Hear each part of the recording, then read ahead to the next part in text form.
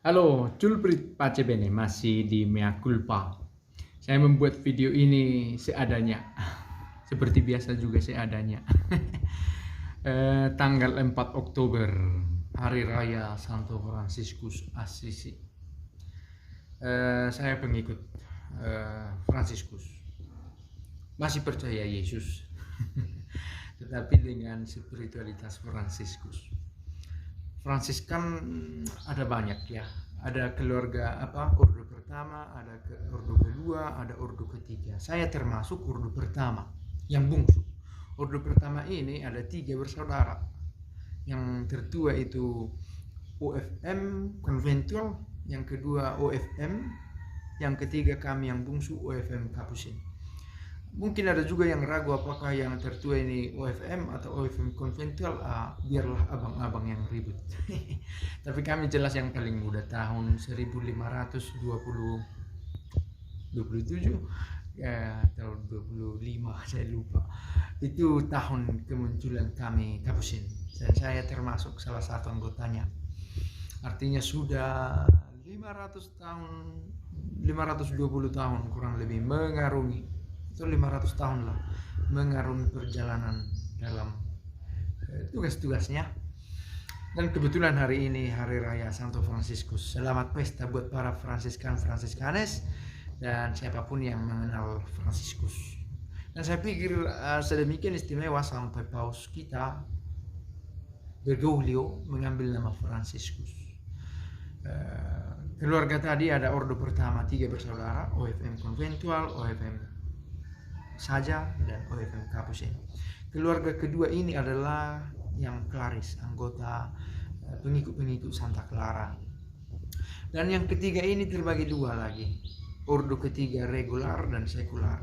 Ordo ketiga regular ini ada yang laikus, ada yang hidup membiara, bruder, frater, ada juga yang menjadi imam, tor misalnya. Ada juga yang suster ya, itu yang regular. Ada peraturan rumahnya juga, ada anggaran dasar, anggaran rumah tangganya sendiri. Lalu yang sekular itu ada OFS, namanya Ordo Fransiskan Sekular. Ordo ketiga sekular, bapak-bapak rumah tangga, ibu rumah tangga, atau muda-mudi bisa masuk ke dalam. Nah, apa yang khas dari Fransiskus? Ada yang bilang kemiskinannya, kedinaannya. Fransiskus adalah orang pertama yang menerima stigmata. Dan Fransiskus bukanlah imam, dia hanya sebatas diakon. Meninggal dunia tahun 1226. Tahun 1226, dan memberikan pengaruh yang besar ya.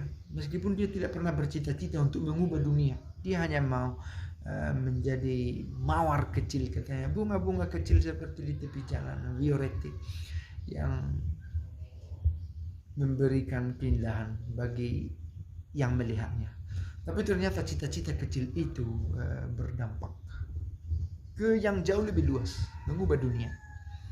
Termasuk ke Fransiscanes adalah siapa ini? Ini adalah pengikut Fransiskus, disebut Fransiscanes, yang jumlahnya sangat banyak, termasuk yang paling banyak, dan memiliki banyak usaha kegiatan begitulah, sporadis, kecil-kecil. Seperti saya membuat video kecil-kecil, penonton tak seberapa seperti biasa, tapi ada di sini, ada di sana, di luar negeri juga ada. Saya pernah lihat seorang India, seorang brother OFM atau pastor, menjadi seorang penyanyi rap di Jerman dengan bahasa Jerman yang fasih.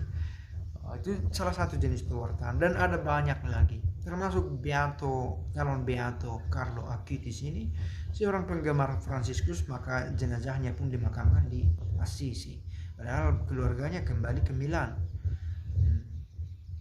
Nah, itu dia. Sekali lagi selamat pesta. Apa yang bisa kita ambil dari pesta Fransiskus? Saya pikir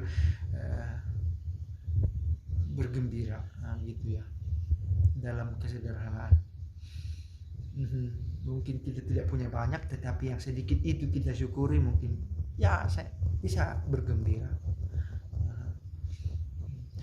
Ada yang mengatakan saya sering ragu atau tidak yakin, tidak percaya diri dengan apa yang saya katakan. Bukan begitu, tapi karena saya berpikir memikirkan apa yang mau saya katakan dan memikirkan banyak opsi yang atau kemungkinan possibility yang mungkin terjadi. Tidak jaminan orang yang sudah bersyukur yang memiliki banyak pasti bersyukur, atau memiliki sedikit susah bersyukur, atau ternyata ketika kita bersyukur hari ini besok tidak. Maka ada kemungkinan karena sedemikian dinamis kita ini. Nah, dan saya meyakini dinamika hidup semacam itu.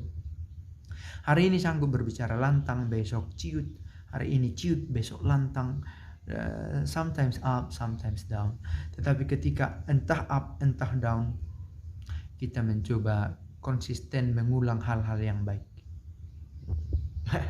Sepertinya itu ide yang baik. Dan saya baru baca satu tadi motivasi dari seorang yang terkenal. Dia menyadari bahwa konsisten melakukan yang baik, mencoba menjadi lebih baik dari kemarin, selalu menjadi ide yang penting untuk terus berjuang. Oke ya, cukup dulu. Selamat pesta Fransiskus untuk kita semua. Kita bisa baca biografinya, melihat perubahan hidupnya dari seorang yang hedonis boleh dikatakan menjadi seorang asketis, berpuasa, berpantang, dan dengan itu justru merasakan kebahagiaan. Tapi bahagia pun tidak dengan sendirinya, dia selalu bergembira karena ada masa-masa perih, masa-masa sepi dalam hidupnya juga. Ya, siapa yang tidak mengalami itu? Tapi kita mencoba memaknainya. Semoga kita sanggup dan pace bene.